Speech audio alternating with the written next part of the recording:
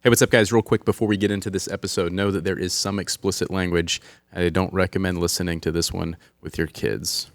Hey, what's up, guys? Welcome back to another Tactical Baby Gear podcast. My name is Beav Brody. In this episode, Alex and I sit down with retired U.S. Marine sniper, Medal of Honor recipient, Dakota Meyer. Dakota is a father, and we take a very interesting look at his perspective of the world. You know, Dakota being a sniper, he sees things differently. He sees the world from a 10,000-foot view and how all of the pieces of the puzzle play with one another. Everything is very calculated for him. Everything is like an equation. Everything kind of has to add up, and there has to be an answer for it and accountability for things.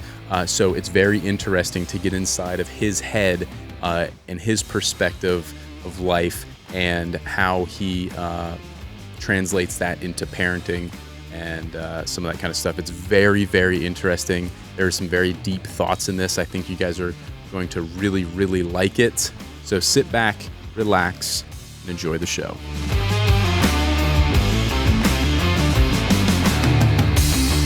Dakota, what's up, bro? What's up, man? Good to have you here. No, I appreciate it. I appreciate you guys bringing me in. Thank you for coming and taking the time. I know it's been a very hectic week for you. It's been a good week. After coming off a Joe Rogan podcast. Yeah, and it was a good time. speeches, and how was that? Joe Rogan was good? Joe was good. Joe's a really good guy. He's just a down to earth. You know, you get to his, you get to his facility, and there's his podcast studio. It's larger than life, and it's like you would imagine. It's like every man's.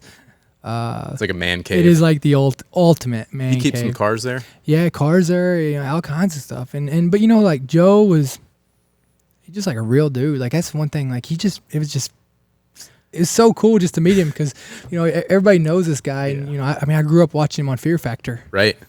That's a lot of us did at our age. And yeah, right. And he was just like bullshit.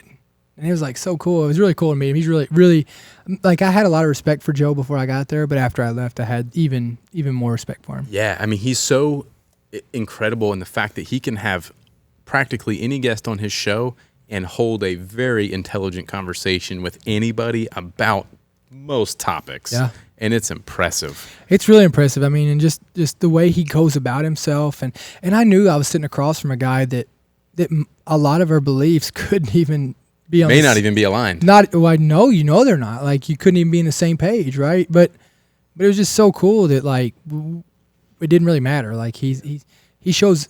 He showed me the same respect that I expect he would show someone that had the same beliefs with his respect. Right. Same beliefs. So it was really it was everything that everybody around who knows him had put him up to be. He was he was it.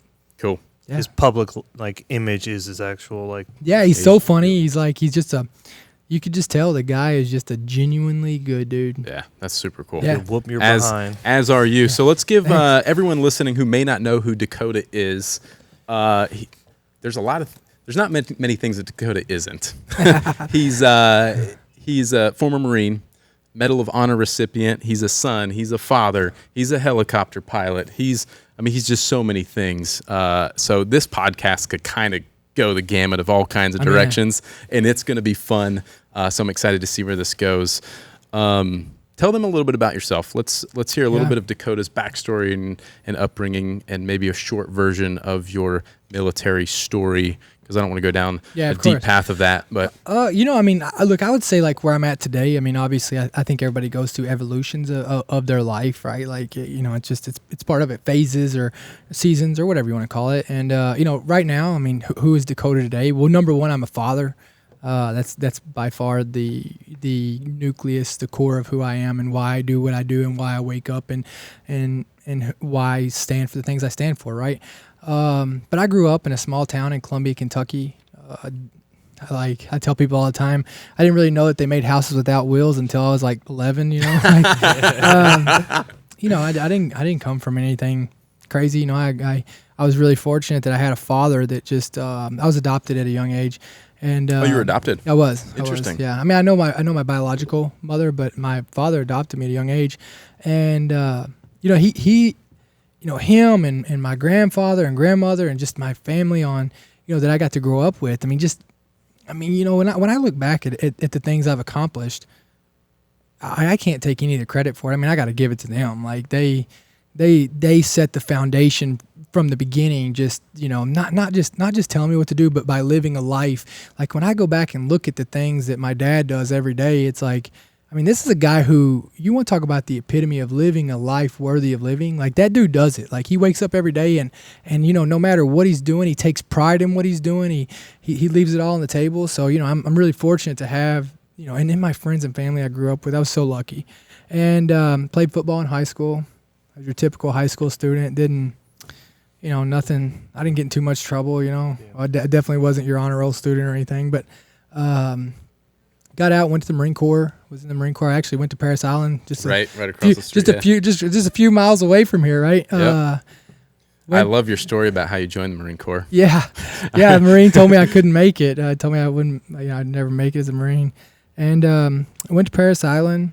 Then after Parris Island, went to Camp Geiger, North Carolina. Did infantry training, and then went to Hawaii, where I was stationed. And I actually graduated sniper school there. Became a school-trained sniper. Went to Iraq and Afghanistan.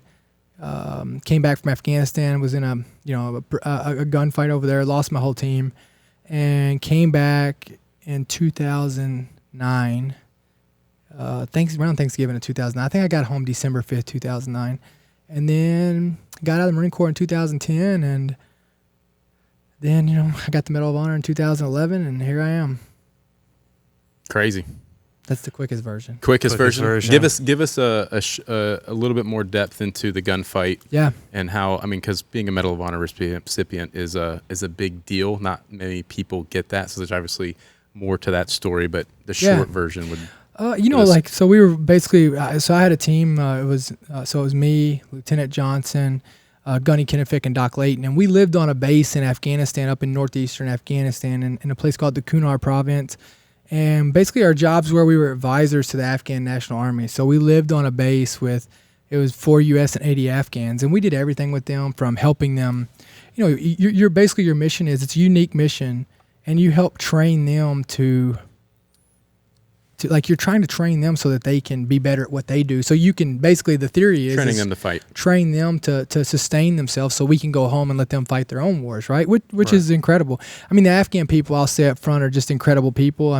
The Afghan soldiers I serve next to, I respect them as much as I respect anybody who's wore our nation's cause. And so we were going into this valley called the Ganjgal Valley. I had some issues with the mission. They took me out of my team and replaced me with a guy named Gunnery Sergeant Johnson. And so they went in. After they got in there, they were under attack. We were set up. And basically there was mountains on 3 sides of it. And then they tried to basically close the gap. I call it closing the gap. So basically putting you in what's called a kill sack. And my team was in the front and got caught in that kill sack. And so me and Staff Sergeant Rodriguez Chavez heard them over the radio. You could kind of tell the chaos. So we decided to go in, and we went in, and it took us 4 or 5 trips in. And as we would go in, what we would do is he was driving, I was in the turret, and I would get out of the turret, and then I would just pick up there were bodies everywhere, just everywhere you looked. And so I would get out of the truck, grab the bodies, I'd treat them for what I could, if I could treat them, if I could get a tourniquet on them. If they were going to die, I would try to comfort them until they died, and then I would just throw them in the back of these pickup trucks, and I'd put the dead ones on the bottom, and then put the people who had a chance to live on top, and then I'd send that truck out, and then get another truck and fill it up. And so, we did that 3 or 4 trips in, and then on the last trip, we ended up finding my teammates, and they had all been killed. And then so took them out, and then that was it. Crazy. 8-hour day.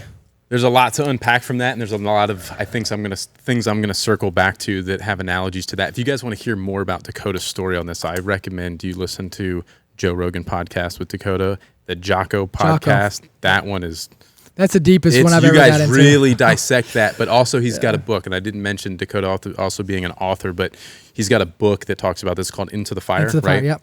And definitely check that. Use that on audiobook too. They can download that or buy it or however. So certainly, I mean, I'm going to give all the plugs to Dakota throughout this because he's got a lot going on and he's an incredible dude. So I want you guys to check that stuff out. But One of the things that you said was they kicked you off that team because you had issues with the mission, and I know you overtrained for a lot, or everyone else thought you were overtraining and you were like, well, I'm here at war and I'm training to fight. So you were learning all kinds of different things and training for this, training for that. And everyone's like, yo, we're not here to fight. We're here to assist. Right. Because like you were saying, you were there to train the Afghan soldiers how to fight for themselves. Essentially, we were there to assist them. And everyone's giving you shit, making fun of you for I actually got kicked off. Honestly, I got kicked off the team. My first sergeant, because I brought up in an after a mission,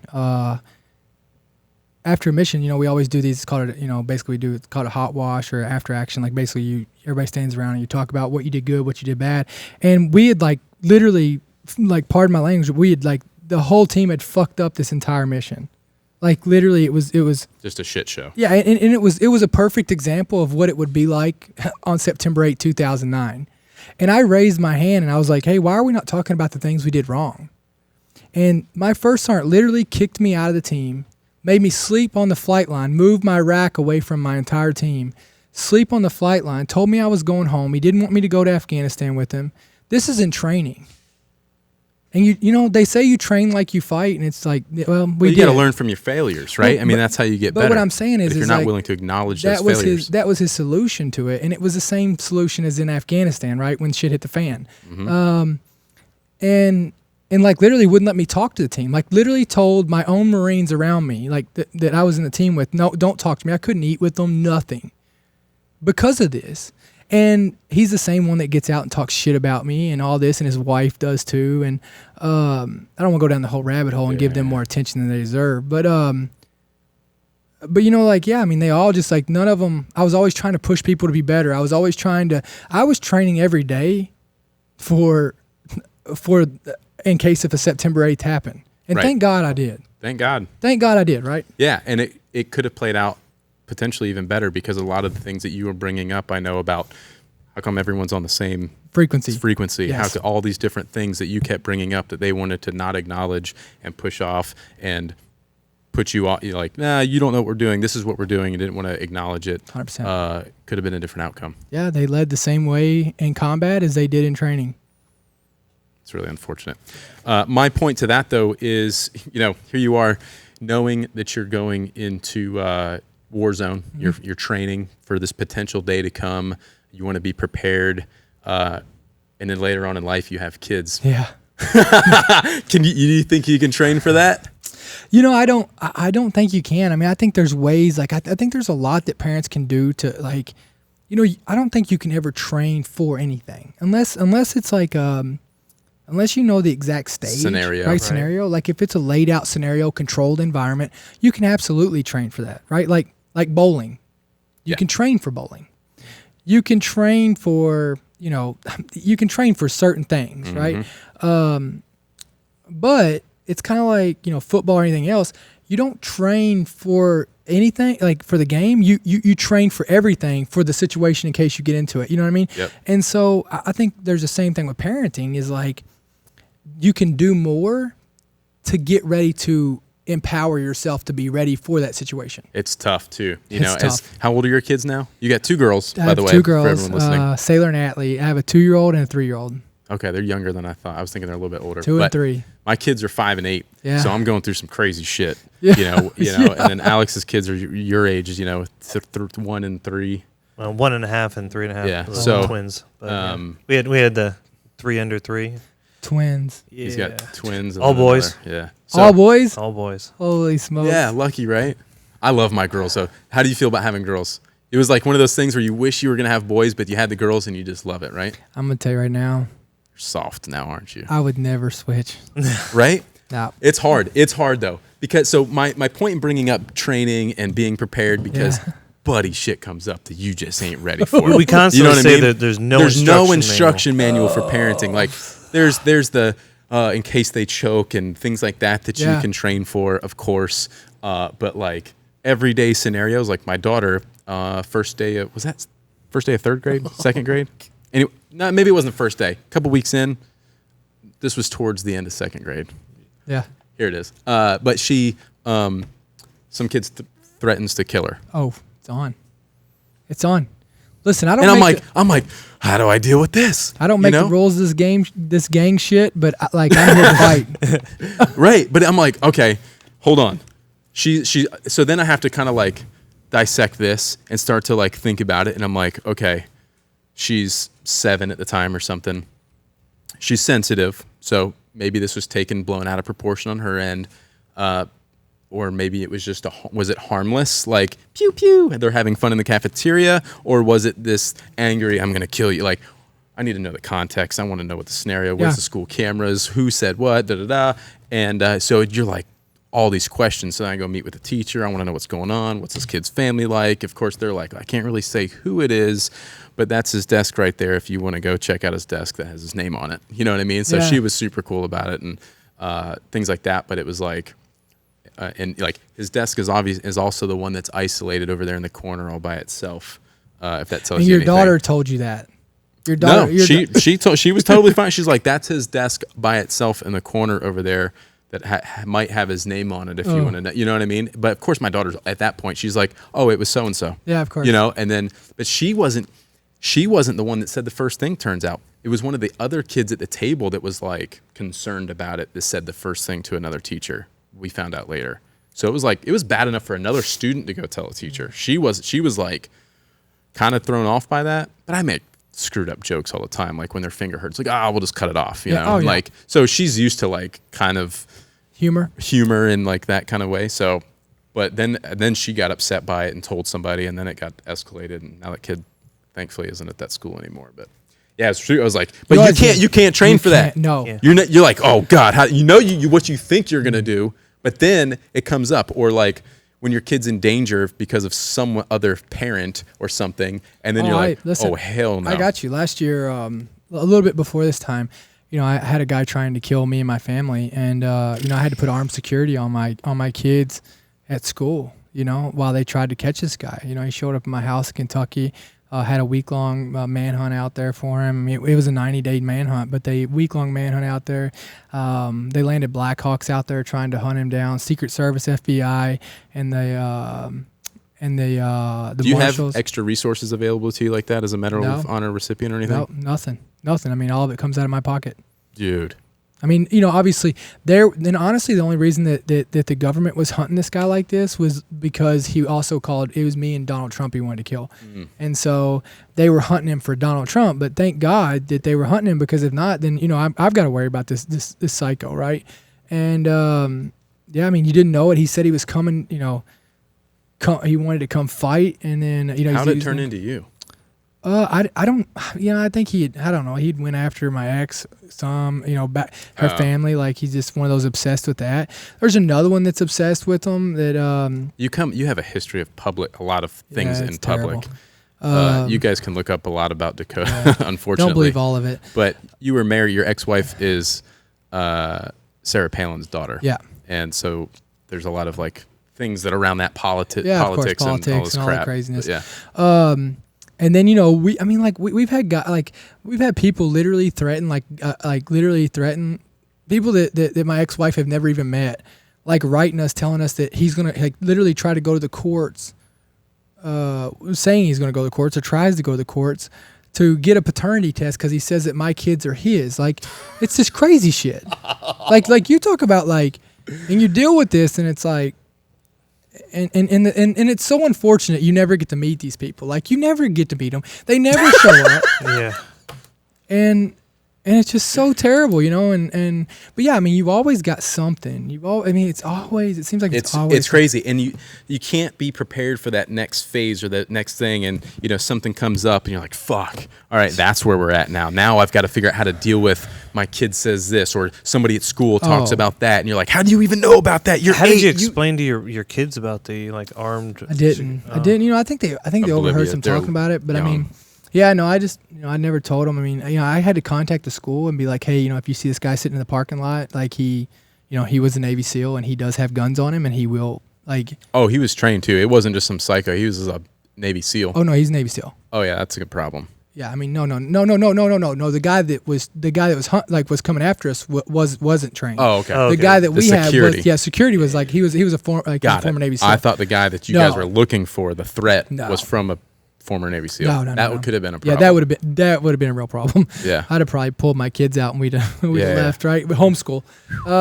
I've thought about that actually, because weird things, just because of like, I want to get into some other stuff that you've talked about too, but like the things they're exposed to now with technology it's scary. It's scary. I don't know where I would end up if I had this type of technology. You know what I mean? But like, middle school. it's technology that exposes them to things, both good and bad. There's great things that come from it. My daughter discovered gymnastics through YouTube, and now she's incredible, and she's like competing and she's so good at it. And she was exposed to it through YouTube and all this stuff. But then there's the negative side of it where they can see things that you don't want them to. Even if you try to protect them from seeing those things, there's still loopholes and things that slip through the cracks, or they're at a friend's house and those parents don't monitor those devices, or that their friend has a 14-year-old older brother who sees things and talks about it. I think that goes back to the same thing, like whether you're preparing to go to combat, whether you're preparing to be a father. I think that goes back to what your core responsibility as being a parent is. It's like, I don't care whether they're 5 or they're 25. You can't control the situations that they're going to be faced with. You can't control the opportunities, whether they're good or bad, that they're going to be presented with. All you can do is fully instill in them and engrave in them the core values of what being a good human being is, the thought process on, hey, everything that you do has a consequence, everything, whether it's a good consequence or a bad one. And I think once you start giving them those tools, like that is your job, is to empower them to be able to make these decisions. Because you can't control everything. I mean, how many people do you know that, they controlled their kids all the way up to high school and then they get in fucking college and they're wild, right? Shit crazy. So I want my kids to be exposed to this stuff. Like I want my kids to understand, but here's where it comes into it is if I know that another parent is not a good parent, well, it's not about me saying, telling my kids that, but like, I don't hang around people that aren't good parents. I show my kids how they should do it, because kids mimic. Mm-hmm. They mimic you, and they're gonna do like us here, us sitting here. It's you have a huge responsibility. You got all boys, so your job literally is 2 huge things. It's to, number one, show them what a man is every single day. Show them what protecting, providing, all those core things that a man is supposed to do. Yep. Respecting women, putting them on a pedestal. And then also, even more importantly, is showing them how to be a husband and showing them how to treat a woman. Yeah. Like, that's the 3 that you have to do, because they're going to do what you do. Mm-hmm. Same thing with me and you. We have to show our daughters how a man's supposed to treat them. How a man's supposed to treat them. We're supposed to show them. We set the standard for what our daughters will marry. That's it. We set the standard for what our daughters will marry. And if we go out and we treat women like shit, or we talk about women like shit, why would we ever expect our daughters will accept that? That'll be their new standard. If we go and we talk about other women like, oh, this woman looks like shit, or we talk negative about another woman, our daughters are going to have insecurity problems. It's our job. It's our job. That is our core job, is to do that as parents, and not worry about, like, obviously, like, don't encourage them being in bad situations, but recognizing that there are, and every day that we have with them, every little moment that we have with them, preparing them for that. And if we do that, you ain't got to worry about what little Johnny's doing over here or that, right? Like, as long as our kids know that we're going to be there to support, protect, and provide for them, then the rest of it, you can't spend your time wasting, you know what I mean? Like, I get it. That's what I believe parenting is. I think you nailed it. It's so hard to keep that focus in a way too. That's super difficult for just anybody, even when you know that in your head. I mean, because there's the things that come up on a daily basis just piss you off, or this or that, and it's like remind myself that they're 3, and I'm like, okay, yeah, of course. How do I put this into context so you understand? Just consistency of like discipline. If I keep saying like you can't it's a yes ma'am, no ma'am. It's just that's what we just Well, feed into their head. Just but if you do it every day, though, if you practice it every day, it ain't about like, look, I mean, it's not necessarily look at 3, at 5, at 18. They're not going to understand why you're doing this. But when they have kids, they'll definitely understand it. My dad always told me, he said, I don't care what you think of me today. I care what you think of me when you're 30 years old. When you think of me when you have kids. And me and my dad, I didn't necessarily like my dad all the time. Like, I mean, and I'm sure he didn't like me all the time. But you know what? I never questioned if he loved me. And I never questioned if he was doing and being hard on me for a reason. Yeah. You know what I mean? To make you better. To make me better. I think so many parents forget that your job isn't to be their friend. No. It's your job to be their parent, instill those values that, to make them a better human being and a better person in this world. And, giving them everything they want and not like, I mean, my kid threw a tantrum. I had to strap him down in the car seat today because he didn't want to put on a certain T-shirt. And I was like, your mom picked out that shirt. You're going to do this. And you just like, you got to follow through with it. And it's like, I could easily have just said, yeah, let me give you whatever you want to make you happy. But that's not the point. The point is this is what we're doing today. Yes. We're going to follow through with it. And you're going to be mad about it. But so you get him in the car and when you drop him off at daycare, happy kid. Well, you're not going to like it. But guess what? You're going to have to do something today that you don't like. Yep. There's going to be more days like that. And for me, I live by this one strategy, and I have to stay focused on this, because if I don't, everything else I told you falls through. And I want my daughters to suffer. I want my daughters to suffer. Like, I don't wish it on them. They need to suffer. But now I don't, like, there's a difference in suffering and there's a difference in fear. I don't want my daughters to ever have fear. Mm-hmm. They should never be scared, because guess what? I will be there for them no matter what. But it is okay for my kids to suffer. Those adversities create drive and motivation, and suffering through things makes you stronger. That's the only way you get stronger. Like, look at physically. Well, yeah, right. In fitness, you got to break down your muscle. You've got to break it down so it can rebuild and get bigger. See, breaking it down is the only way it can get bigger. And every time you push yourself, like if you've never ran a mile and you go run a mile and you run a mile every day for 10 days, well, by the 10th day, that mile's easier. And then you run 2 miles. And so every challenge that my kids are faced with, every challenge, every challenge, I mean, look, I'm not saying I want my kids to ever suffer. So like I'm not saying that in a terrible way. Like, I don't take it that way, but I'm saying it is okay for my kids to suffer, and they're going to suffer. And I realize that, and I keep that in perspective. And I always ask myself, are my kids scared, or are they suffering, right? Or are they learning? And like all those things, there's nobody who learns without suffering. Nobody learns when they win and they're comfortable. Mm-hmm. There's so many. I don't even know where. There's so many places to go from here. Speaking of being uncomfortable, I think you guys, your training and things like that. That talks. You talk a lot about get comfortable being uncomfortable. Yeah. You know what I mean? And I think that's life. You know what I mean? And same with parenting. Same with you just have to prepare you just aren't going to be. There's things that are going to rise you don't know how to deal with. You deal with it the best you think you can and move on. And that's what it is. You talk about perspective. And I know you have a lot of things to say about perspective, but a quote I heard through you, and I don't know if it was from you or somebody that you were quoting, but you talk about the perspective of people having what they think is problems. Yeah.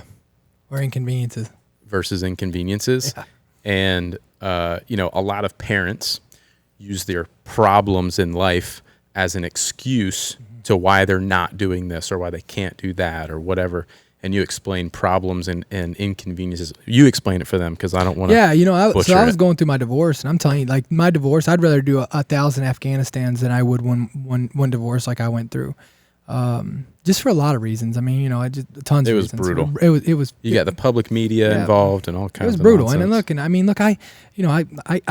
I didn't marry my ex-wife to get divorced, right? I didn't have kids with her to get divorced. I didn't. It's by far the biggest failure of my life. And so I was really down about it, having tons of problems at that time, really just in my head. And a guy looked at me and he just set it down and made it so clear. And he said, "Look, Dakota," he said, He goes, can money fix it? Can you making a choice fix it? And I was like, yeah, pretty much everything can be fixed by all those. He goes, well, the day that either one of those don't fix it, the day that you can't fix it by doing something or working harder or writing a check, that's a day that it becomes a problem. The day that your kids got cancer, the day that you got cancer, the day that, the day that, something like that happens that you can't make a decision and control and it's completely out of your hands, that's when you got problems. Until then, you just got inconveniences. And I hear what you're saying, and I'm going to tell you right now, being a parent, not being a parent, being a good parent or being the best parent that I can be is the hardest job I've ever done. Like, it is let's just be real here. And this is like, a lot of parents don't say this. Everybody always looks at you and goes, man, you're in the best time of your life right now. And it's like, it's fucking hard.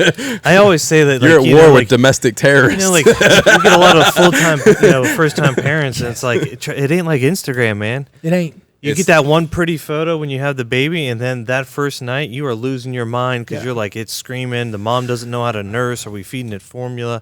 I'm tired. Like, there's a human. Is it breathing? Is it not? You have no clue what you're doing, and you're at DEFCON level, kind of just threat level. You feel like you're just and it's maxed out, and it's day in and day out, and it's 100. I mean, it's incredible, and I think people don't talk about that. And my being a parent's hard, so let's recognize that it's okay. It's okay to say being a parent's hard. Yeah. We've got a shirt. We're not a new saying to it, but in a parenting context of embracing the suck. Yeah, embracing the suck. That's just what you're doing. But it's the most rewarding job I've ever done. It's by far the most worthy job I've ever done, right? But you all know as well as I do. You know it real well. It's harder to discipline our kids than to just say, hey, just go on and do that. It's harder to stick to those standards. 100%. It's consistent. So hard. And you feel at times you have to pick those battles. There's things that you know you're letting slide and you feel like you shouldn't, but you're just going to let it slide because you've had like in a ridiculous 2 days, you can't deal with it anymore, and you're like defeated by your kid, and you just let something slide, feeling like I'm paying for this later because I let this slide. And I'm not gonna lie, like I walk in and like if my kids were around, everybody around me, all the parents around me look at me and they go, you're really hard on your kids. And you know what I say back to them? Like, everybody's like, oh gosh, like, let them be kids. And I look at them and I go, they are kids. And I'm hard on them because I know what they're capable of. Yeah. And I know what I want them to be someday. And I know that I want to prepare them for how I know for a fact how hard this world is.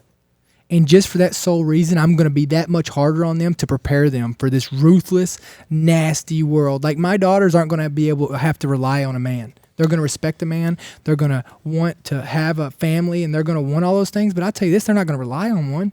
They're not going to live by their likes on their Instagram. They're not going to live by, they're not going to get their fulfillment by the court of public opinion, because my girls are going to know who they are. They're going to know their strengths and weaknesses, and they're going to know how much they matter.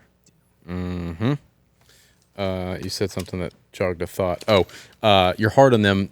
And you also mentioned, people babying their kids, through high school or through this or that, I think you said. But, people baby their kids to a certain point, and then they expect them to just know how to deal with the world. Yeah. And if you're not somewhat difficult on them and preparing them from what the world actually has to offer, they're getting thrown into the lion's den, and they are not prepared whatsoever. And then it's like they're struggling to make it in the world. They're looking for something to make them feel better, and then all kinds of crazy things happen from that. Yeah, and then it's your fault. And then it's your fault. It's your fault. You set them up for failure. It's your fault that your kid's stealing instead of going and getting a job. It's your fault that your kid hangs around terrible kids. Like, because were you hard on them? Did you discipline them? Maybe if you hadn't been their friend and you showed them what right and wrong was, they wouldn't be having these problems, right? Like, I truly believe that. Like, a lot of parents will be like, oh, no, that's not true. Like, obviously there's some cases you don't have any control of. But I'll tell you this right now, like if you're the parent that goes, oh no, like it's just their bad decisions, then you know what, like I'm sure that they're blaming everybody else for their problems too, and it sounds like you're doing the exact same thing. So they are a direct reflection of their parents. Yep. You mentioned that earlier when we were talking about being a direct reflection. You've mentioned this too. A lot of things are things that I know you've mentioned, so I want you to elaborate on it. But, you're a product of your surrounding and the people you hang out with. You are fortunate enough, and you've put yourself in the circle of people now who are just incredible humans. Jocko and Tim Kennedy, and like just all these amazing people that you have a circle of people around that I imagine share a lot of these very good moral values and just have a high level of expectation. I don't know about Jocko if he's a parent or not, but I know Tim's got Jocko, Tim, Jocko, all of them. Marcus Luttrell. Yeah. Like those are great people to have your kids around their kids and families. And, there's people I've had to start weeding out of my life who, as they become parents, I'm like, bro, I love you to death, but like, I can't have my kids around you and your kids because this just ain't gonna work. 100% though. I mean, but those people are the same people that you probably knew before that wouldn't be a great parent. Well, they probably weren't great friends before that, right? Like they probably weren't great influences. Not great friends, but great influences. There can be a difference. There can be a difference. There can be a difference, right? Like I got plenty of guys that would show up and would bury a body all day long, right? But there's no way that I would even trust them watching my dog. Yeah. So I think that comes down to something you got to recognize. But I'm so fortunate. I mean, if you look at the circle around me, that's the one thing that I'm nothing special. I've never been anything special. I'm not the smartest guy. I'm not the fastest. I've never been anything like that. But I am average dude. Average dude. I'm like, probably at the bottom of average. But like, I don't know why, I've always had this ability to find people who believed in me more than I could ever see myself. Growing up, coaches, my dad, I mean, I was just so lucky. Like how lucky could I get to have this incredible man adopt me? Right. I mean, and I had a choice there. I could go down the road and live a certain way, or I could go follow him. Like life is full of choices. You can't control the circumstances that you're thrown at you. None of us can. We have zero control of everything around us, as much as we think we do. Our job, our life, our business, our kids' health. We have zero control of that. If we're getting in a car tomorrow, or if I could have a heart attack right now. Like we have zero control of that. But what we do have 110% control is how we react to that, and what we do after we're presented with that, right? Mm-hmm. And I've always been so fortunate. Now my circle is so incredible. You got Jocko. I consider Jocko a brother. You got, Pete and Brian from Origin. You got Tim Kennedy, Shane Steiner. You got, Chris Schmidt. You got Toby Young. I mean, you go down the list of Marcus Luttrell, Morgan Luttrell, Nick Bear. I mean, you go down the list of these people that I'm surrounded by, and you're like I look around at them, and I'm like, I can't believe these guys even talk to me. Mm-hmm. I can't believe that these guys would even let me, associate with me, much less, pick the phone up whenever I call them. Right. And I'm so fortunate with them. And I truly believe that, when I start seeing my life come off the rails, and we all get there, we all get in those moments where we're like, man, everything's going wrong. I always start with, who am I spending my time with? And it usually goes back to, I'm not spending it with them. You know what I mean? Yeah. Like usually that's where I start with. Yeah, I mean, you got to be around positive people with those core moral values. Well, not just that. People who push you. People who make you want to be better. People who don't tell you what you want to hear, but they tell you exactly what you need to hear, and they look at you and they're like, you're fucked up right now. Dude, that's the most valuable friend. I mean, yes, people are not the best, that are like, yeah, it's perfect, it's great, it's awesome, you're doing great, or this and that. Like, they just tell you what you want to hear, that you're doing great all the time. I don't want to hear that. I want constructive criticism, like, nah, that sucked, do it again, or whatever the case is. But yeah, that makes great friends. Honesty, like they're like, well, they'll tell you how it is, but they're there to encourage you as well and support. There's it. the difference. You don't just beat someone up, over what they're doing wrong, and then without feeling like they got your back too. Hey, you're messing up. Let's go do better. 100%. And I'm so lucky in that way. Like I'm so lucky. So lucky. I'm so fortunate to have the people around me. When you talk about iron sharpens iron, I mean, it's true. It's true. You are who you surround yourself with. Yeah. Back to technology, kids, things like that. You were talking to Joe Rogan about video games. Yeah. Like a lot of people started hitting me on this, and really? Yeah. I mean, a lot of people were like, "Oh, internet memes, and this guy's a dumbass, and this and that." And it's like, I never said So first off, I'll say up front, I don't think that video games cause mass shootings and stuff like that. I don't at all. It's a perspective thing. Right? It is, but what I do think, though, I do 110% think this is that with and people are like, "Oh yeah, Pac-Man caused this." Well, if you go back 10 years ago, we didn't have the clarity. I mean, I remember Madden 10 years ago. I mean, or 12, 15 years ago. I mean, it wasn't. I mean, the quality of it was shit. Right, the graphics, right? The graphics and stuff. Yeah. I don't think that it's not a coincidence. I don't think that it's not a direct correlation that our HD TVs have gotten so much realer. Like, it's not like the old Wild West where, a guy shoots a guy and he's like laying there like, and it's like shitty quality. I mean, you're watching dudes get their really heads... bad acting. Really bad acting. But you're watching like dudes get their fucking head split open and blown open and looks real. Like, and the realer it gets, and you take a kid who's playing these video games for hundreds of hours, re-exposing to just shooting people, and hundreds of hours of seeing this blood and watching these crazy movies.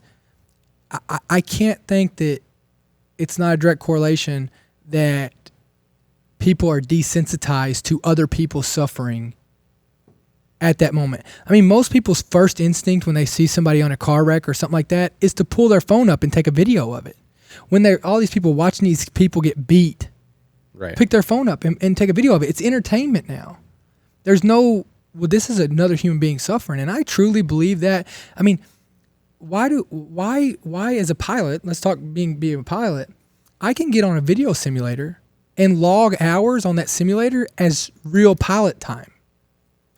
If I can do that, if it's real enough to do that, you can't tell me that these crazy video games that these kids are playing hundreds and hundreds of hours on is not desensitizing them in some way. Right. And they take a break from it and they come back and it's like, no big deal. It's hollow feelings. Yeah, hey, watch all these people die on this video game, and let me go in here and eat a sandwich.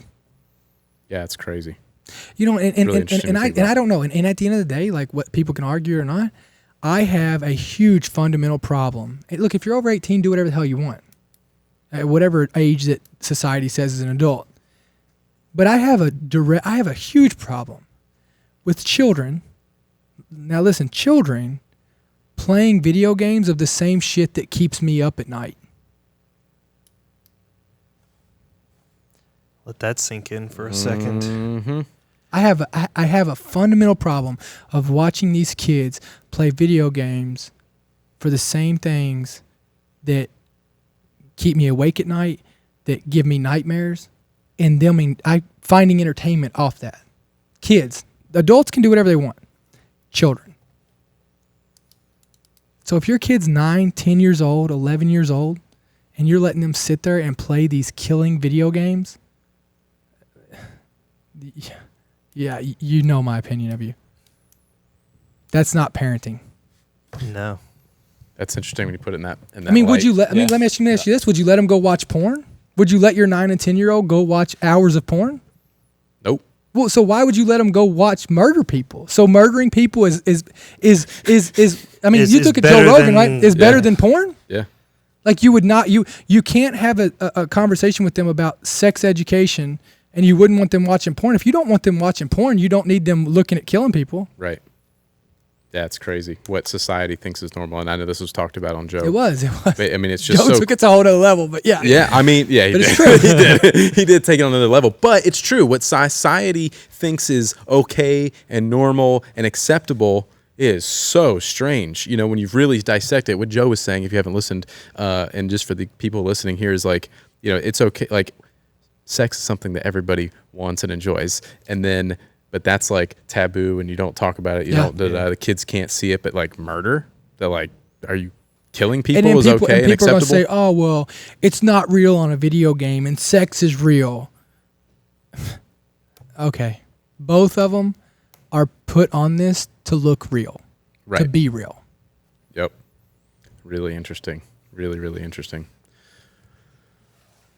That's just my 2 cents on it. Come a long way from Mario Kart, like the old school, Right. you know, Right. like, I mean, that's what, Duck Hunter. you know, it's like Duck I played, Hunter. yeah, like, Yeah. because even that, you know, the duck then just falls and it's like, it's You see about- like 2 feathers come up Exactly. and the graphics are really terrible. Yeah. Oh, man. Yeah.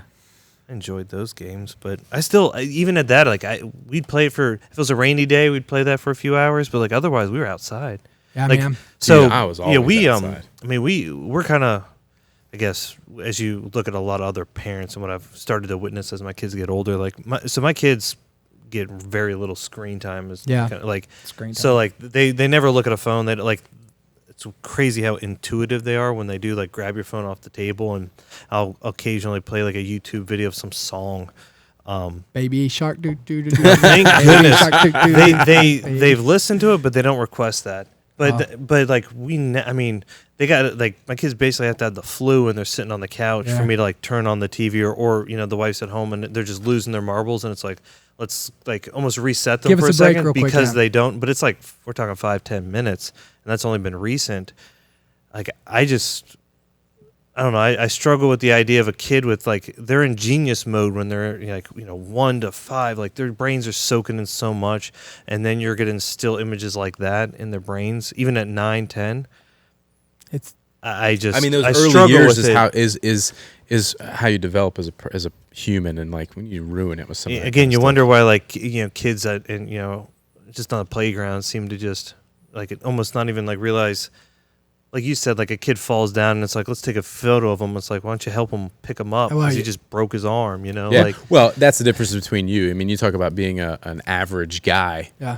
But you put yourself in pretty above average situation. You know what I mean? And you put yourself there. But I mean, But on the backside of it, like you take September 8, 2009. I could have sat where we were at in my vehicle. Never went in and never helped anybody. As they wanted you to do. I went against orders. Right. I was ordered to stay there. Mm-hmm. I could have literally sat there and done nothing. But like, That's what I'm saying. You put yourself into an above average situation where because you were I care for people.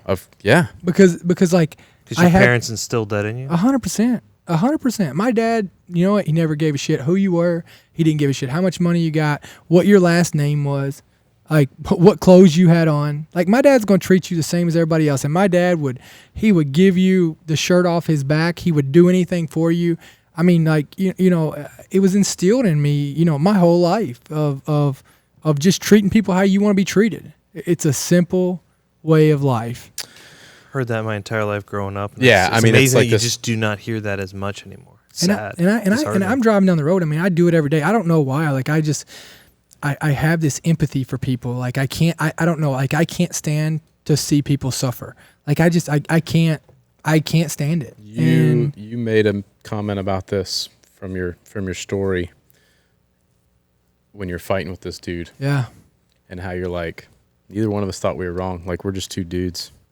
Yeah, neither one of us thought, like I even look at, enemy combatants that I took out, that, other human beings just like me and you, that like I've literally looked them in the whites of their eyes and took their lives from them.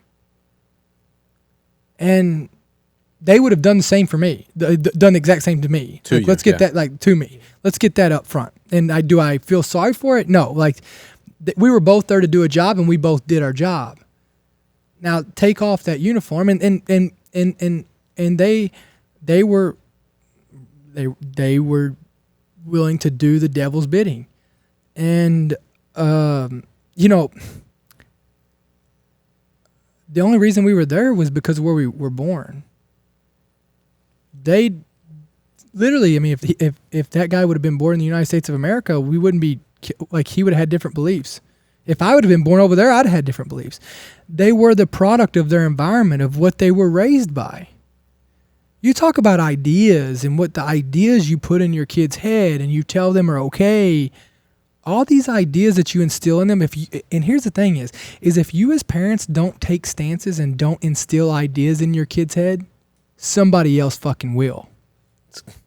Amen. If you don't instill what right and wrong is, if you don't tell them what right and wrong is, and you don't instill the love for other people, if you don't instill that this is how you treat women and this is how you treat men, if you don't instill all these in them, somebody else will. And let me tell you how strong ideas are. Just ideas alone. Ideas are, at the end of the day, the root to all good and to all evil. It's literally ideas. Your business, what was it started on? An idea. Why did we, break off from the British? The idea of freedom, the idea of democracy, the idea, look at Christianity, the idea of Christianity, the idea of being a Muslim, right? Like, you go down the list of everything, you go down the list of all this. The roots from all the way from Jonestown or whatever it is, Jonestown to anything. You take Hitler.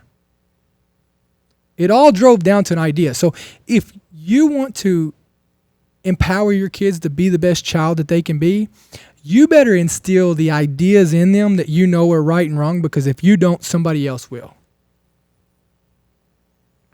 I think so many people are afraid to, provide opinion. I shouldn't say opinions, but almost go against the grain. It seems like now to be like, well, that's right and that's wrong, because you don't want to offend someone, when really what that person is saying or doing is offensive to what we consider right and wrong. Well, there is right and wrong. They don't want to.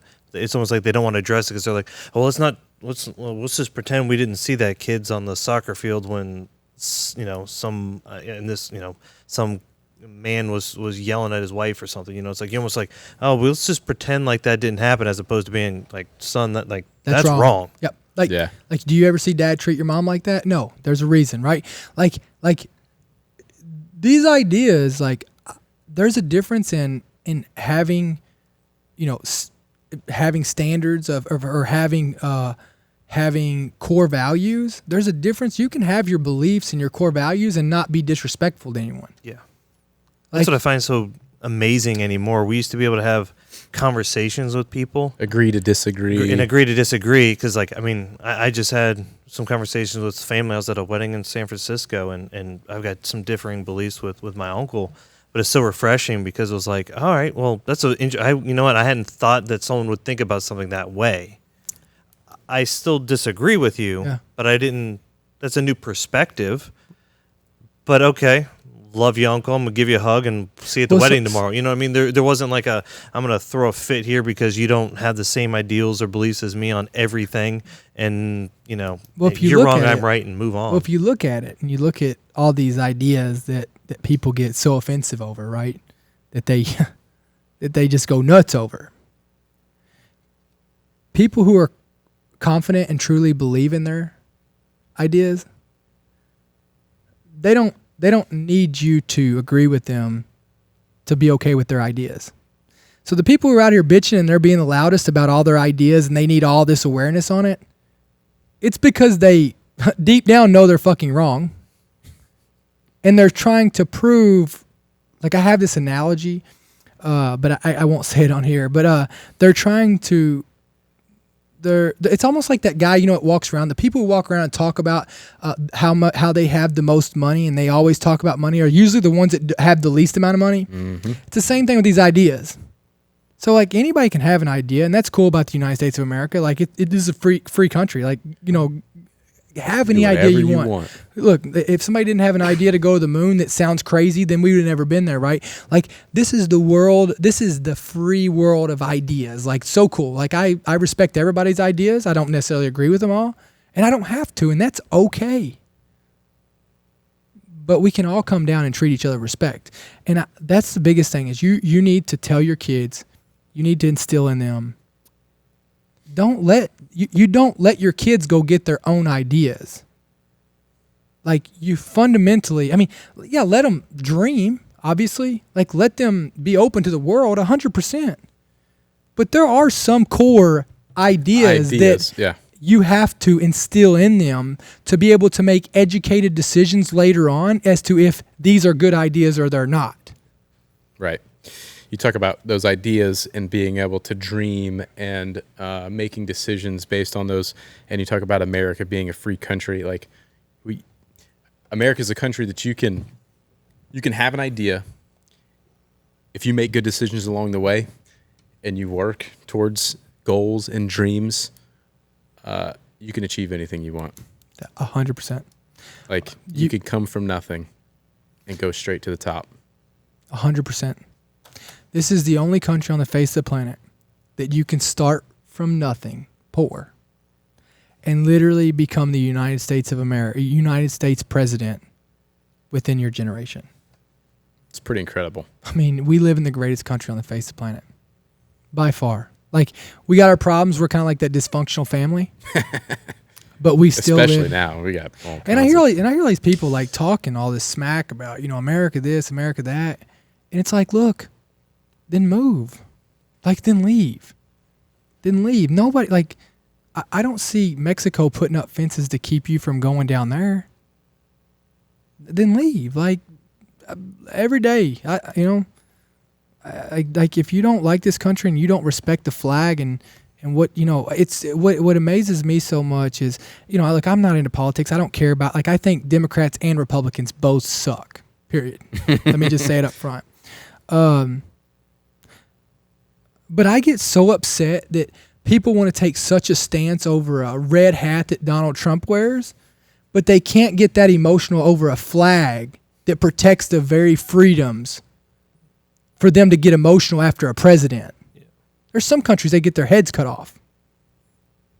And it's like, why can't you get that emotional over the flag? Yeah. It's crazy. It's crazy. Super.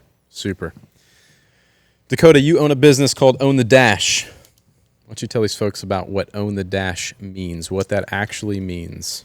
I do. So, like, as morbid as it sounds in a way, the one thing I've seen a lot of is death. I've seen a lot of death. A lot of friends died. Been to a lot of funerals, you know what I mean? And for me, like, I have to make sense of everything. Like, I need to make sense of everything, of why, you know what I mean? Like, yeah, we talked about this in the car. Yeah. So Dakota being a sniper, everything to him is in his head is like a math problem. Yeah, everything in life's a math problem. It is. Like, you said this in your book too. It's a zero-sum equation. Everything. So I think you look at the world as everything has to make sense. Everything adds up. Like, I don't believe in anything that doesn't add up. Like, I don't believe in the sayings of that's a coincidence. I don't believe in the sayings of that doesn't add up or it just because, like, I don't believe in that. Like, I believe there's always a purpose. There's an answer to everything. There's 100%. An equation of how it got to what it's going to be or why it needs to be this or whatever. 100%. And I think that, like, with everybody living in those gray areas is why we have so much anxiety and depression in the nation, because, like, people can't get by stuff. I mean, you got 40-year-old people still, they haven't been able to figure out why their parents, didn't love them or some reason, right? Like you still got them, you can't get past that. And it's because, like, well, nobody wants to put accountability on anybody, right? And with accountability, accountability is always past that equal sign. X, Y, Z, whatever it is, adds up to equals accountability.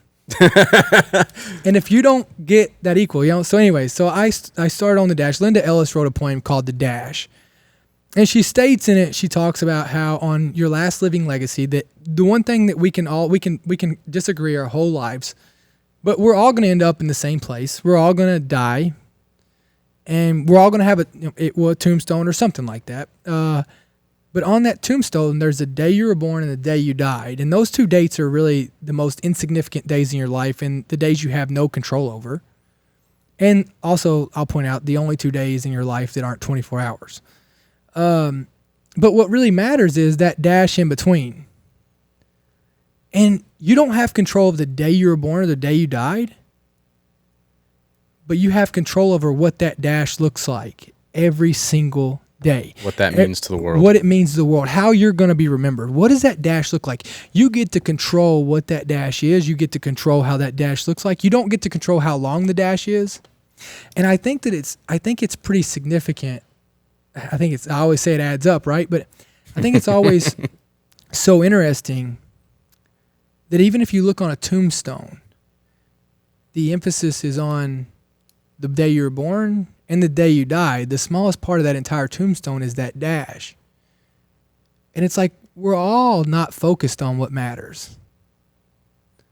If we stay focused on our dash and we wake up every single day and we just make the world, I try to live by three things. Number one, I wake up every day. This is what I want to know. I want to know how Dakota is owning the dash. What is your legacy and your dash going to mean to the world? Well, so I wake up, I think before you do that, I think you have to, I wake up with three simple things. I'm a Marine and I'm simple. So I wake up and I appreciate my kids.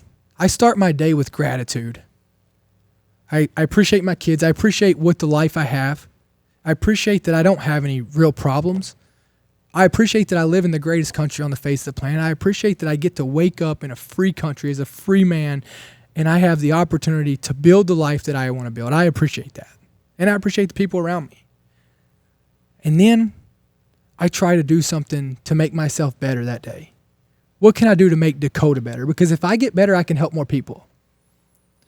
And then the third thing that I do every day is I try to do something to make somebody else's day better. And if I do that every single day, hopefully I'm remembered as the guy who tried to do something better. The guy who changed the world. I literally wake up and I have one goal in my entire life is trying to change the world. And so that's what Own the Dash is owning your dash. Like I don't want to be like you. You don't need to be like me. I don't want to be like you. I don't want to be like anybody else. I want to be me. I want to be the best me. And you be the best you. And you be the best you. And if we're all the best us, like everybody's too busy looking on Instagram, comparing themselves to each other. They're all trying to give the same answers to life. And we're all just taking a different fucking test. And it's like, so that's what Own the Dash is. It's about living a life that's worthy of living. Like I always sum it up to, I just want to live. Sum it up. Here goes another math problem. I just want to live my life in a way that honors my teammates. I want to live a life that's worthy of my teammates' sacrifices. And that's what Own the Dash is. Own your dash. Own it. Look, whatever you want to be. I don't care if you're out picking up garbage. Own it. Hey. Be the best guy. And if someone didn't do that, you'd have crap all over your street and you got to treat that person with the same level of respect because you're not doing it. You know, that's the one thing I try to be conscious of is whether I'm going in and doing events, whether I'm running my business, is I always try to take, and my grandpa taught me this, you know, he was hard on everybody, tell you he's hard on everybody, but he always thanked them for their work.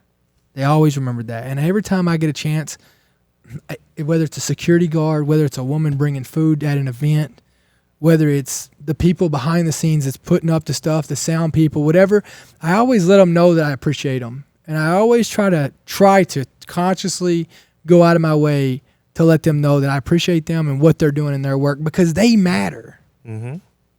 It takes all of us on this planet to make the world go round. And no matter what you're doing, you matter. And there's nobody who's more significant in this world than the other. I don't care if you're the CEO of the biggest company in the world, you're president of the United States, or you are whatever it is that you do. Like everybody, it takes everybody to make the world go round, and everybody is important, and everybody's significant, and everybody matters. And you need to know that. Yep. I mean, everyone's got a job to do, and those things get done. The world goes around. It's a happy place, ideally, right? Ideally. Exactly. Couple last questions. This was some questions that we try to ask everybody. I like it. What are some of the things that you do to discipline your kids? So I do. So my buddy, I just started this. I've been struggling with like, am I too hard on him? Am I not? So now I have it's a set technique, and I don't get off of it. Right? It's the 3 strikes. First time I'll tell you. I always explain it to you. Second time I'll explain it to you like, hey, look, so I told you don't do this. This is why we don't do this. Do you understand what not doing this is? and I've already asked you to stop doing this once. Yes. I think 3 strikes is a good thing, and I've never really thought about it in that way, but it's a very similar way, right? Like you kind of have that talk, like, listen, I've already said this again. If you do it again, there's gonna be it's escalating, right? It's just like same. Yeah, hey, look, I'll treat you with respect first time. Hey, don't do this. Second time, I'll make sure you understand what don't do that is and why I'm saying don't do this. And third time, like, I'm going to spank your ass because that's life. Mm-hmm.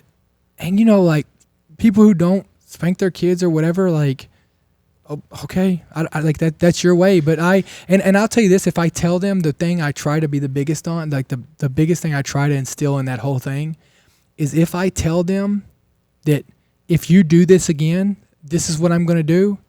I will follow through with it. I'm like, gosh, why did you have to bring me to this? Why? I don't want to do this, but I told you I will. So guess what? And I think that's so important in 2 reasons. Number 1, that you will hold them accountable. Mm-hmm. But number 2, that if you tell them that you're going to be there to protect them, that they'll believe that. That they believe that. It's a trust factor. He does what he says he's going to do. It's a trust factor. We do the warn them, or like say no, like explain it, and then put you in a closet, shut the door, set timer for 3 minutes. Yeah, you're hollering, whining, you come out. Daddy loves you. This is why I put you in timeout. If you want to escalate this again, we'll escalate the consequence. Yeah. Yeah. And the other 2 things I always try to do too is I try to, every chance I get, I tell my daughters I love them. Every opportunity I get, I don't care if I tell them 100 times a day. I don't, like, even if I'm FaceTiming and all I tell them is I love them. Like, I make sure that I look them in the eyes and tell them that I love them. And the other thing is that anytime, unless they're being lazy, like, you know, if they just like, I don't want to walk or something like that. Like, unless they're being lazy, anytime they ask me to pick them up, I pick them up. Because I think it's always important for them to know that I'll be there to pick them up. Yeah, I don't think you can overlove a child. It's just how you again, are you catering to their laziness or catering to their, my kid skinned his knee and it's like, okay, I love you. You're okay. You're good. I'm putting you down. You're crying again. Like, man, you're okay. We got to toughen up a little bit. You're allowed to express emotion because I want my kids to be emotionally.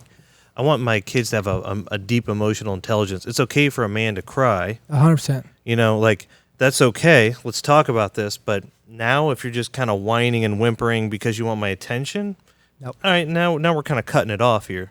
But mm-hmm. I don't think you there's no way you can overlove a child. No, and you or a spouse or you're talking anything. about your kids skinning their knee, and I said man up, and it brings me back to a thought that I wanted to touch on earlier is kind of our mission statement of this company, right? Just like we are here to help dads to give them another level of enthusiasm to man up and be a dad, to not have to shy away from it because they have to. Like, one of the very first things you have to do as a dad is, like, you're changing diapers, you're carrying a diaper bag. It's a huge part of, like, early days, and it sets the tone, for a lot of dads who just shy away a little bit because of a diaper bag, which is really sad. But we created this bag and this brand and this company now that exists that, like, encourages being a dad, that puts you on a different level of enthusiasm to be a dad, that gets you more excited to be a dad in the early stages, step 1. That hopefully that carries through. We just had Gary Vee on the podcast, and he talks about how he thinks more men in America should, if they feel it deep inside of them too, that they're a more nurturing parent, or they think they're more nurturing than their wife or whatever, that there's nothing wrong with them being a stay-at-home dad. It takes a hell of a person to be a stay-at-home parent, mom, dad, hardest job whatever. In the world. And very little gratitude for stay-at-home parents. Like my wife, any of our children's mothers that stay, like, you stay at home with your kids, you're a single dad, you're at home with your kids, like, it is no joke. Stay-at-home moms, stay-at-home parents are by far, I have the utmost respect for them. Incredible amount. What are your thoughts on some of that stuff? What are your thoughts on current society?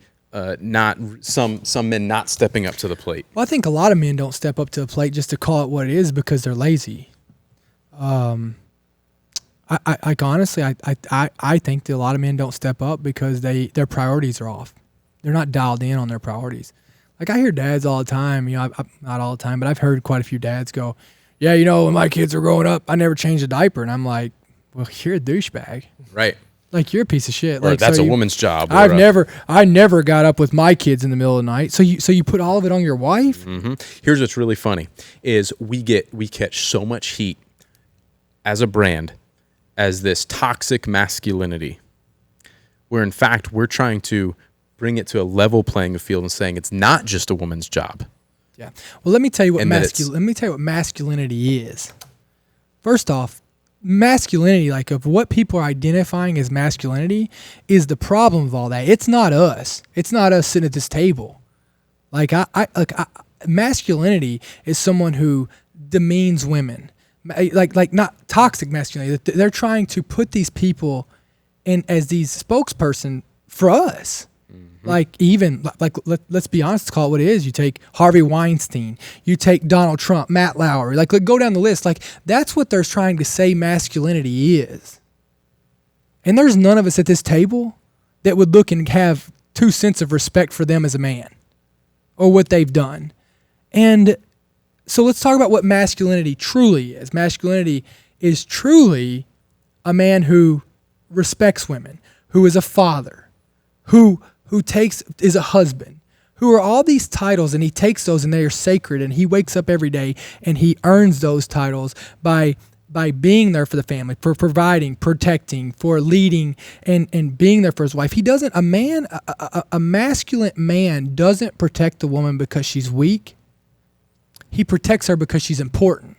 She's worthy. She's worthy. And so society, like those people who are saying that, it's just It's sad. But you know what? Like I look at it and I don't feel sad that they're saying this. I feel sad that that's the idea that someone has instilled in them as a man. And I go back to this. I bet the most influential man, I bet you don't have anybody saying that, that this is toxic masculinity or blah, blah, blah, blah, blah. I bet if you look at it, I bet the men in their lives were shitty men. And that's the problem. That's the problem with it. And when I hear these men, they're too busy to help with the kids. Well, then what do you think about these single fucking moms out there that the shithead dad has ran off from and left them and left his responsibility of a one-night stand, a good time for him, and he's left this woman who her whole life has changed, and she's busting her ass every single day, 12 hours a day, working 2 jobs to provide for her child because somebody else, a man, left his responsibility, and she still has to come home from her job that she works 7 days a week because she has to work 2 just to afford it. She can't even go get her hair done. She can't even drive a nice car, and she still has to come home and wash and provide for this child and pick the child up from daycare and get the child to bed and turn around and still get the clothes done or get school done or get prepared herself for work and turn around and cook dinner and then get up the next morning and start it all over. So when I hear these men that aren't fathers because of their excuses, I look back and I'm like, let's don't put us in the same category. Mm-hmm. Let's don't put us in the same category.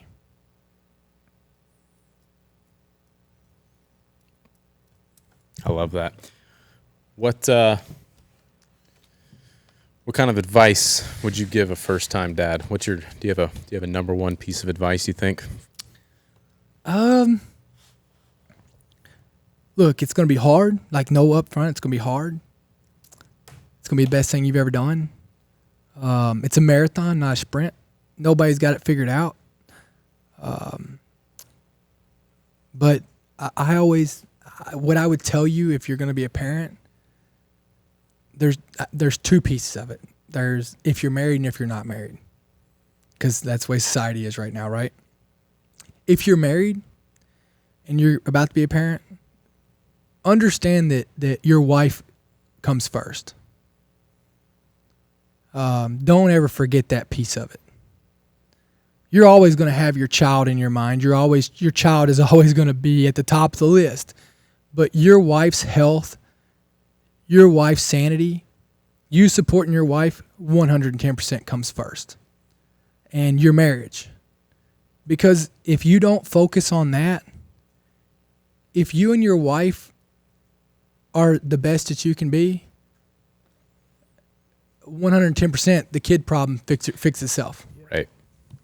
If you're not with the other person, what I tell you as far as being a parent, man, put all your differences aside and enjoy it. It goes by so fast. It's hard. Be a dad. Don't be what society tells you to be a dad. Be a dad. Be a father. And that's hard to do. And there's a lot of pieces to it. And none of us here, no man on the face of the planet has ever got it perfect. Mm-hmm. But do that. Enjoy it. Love your child. And just be a father. Be a father. Like, be a father.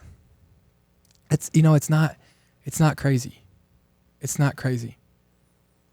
It doesn't matter how much stuff you buy them. No kid cares about what kind of house they grow up in. No kid cares about the cars you drive. The kid cares about the time you spend with them and if you show them that you love them. And, I got to see this year. I had a buddy.